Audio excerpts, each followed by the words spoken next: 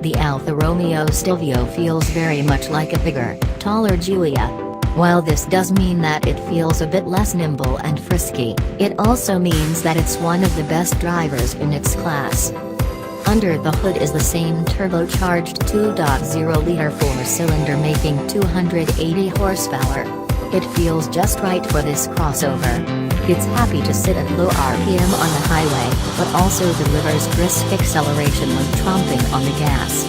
It even sounds good, providing a growly snorty sound when accelerating. It's sort of like a grown-up version of the engine in the Fiat 500 Abarth. Ride and handling are well balanced, too.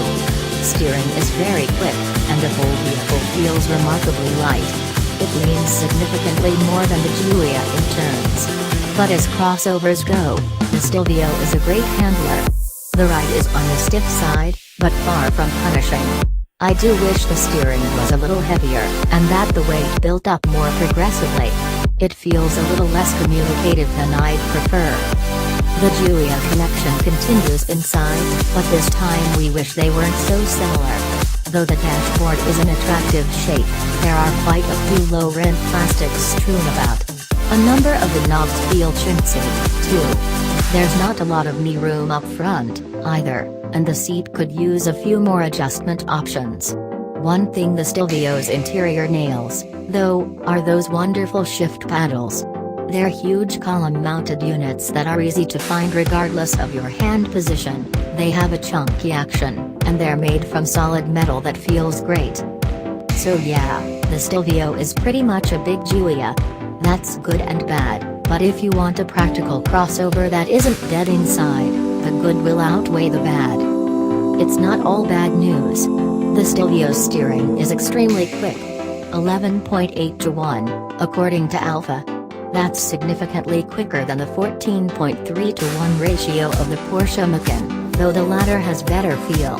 Small inputs in the slightly overboosted Stelvio steering make the crossover feel light and maneuverable. It hides its weight well and feels pretty composed for a crossover. Better than the standard Mercedes-Benz GLC and Jaguar F-Pace. The engine is a real peach.